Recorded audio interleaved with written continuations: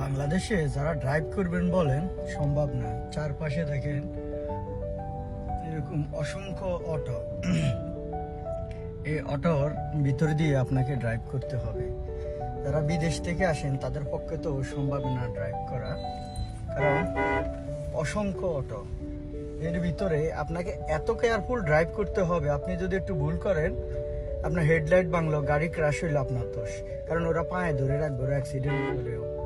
কারণ এত পরিমাণ যে অটো থাকে আমাদের রায়পুর, লক্ষ্মীপুর সব জায়গায় ম্যাক্সিমাম অটো আর অটো একদম গহসায় সাইডে দিয়ে চলে যাবে, আপনি কিছু বলতে পারবেন না, আপনার পায়ে ধরে রাখবে।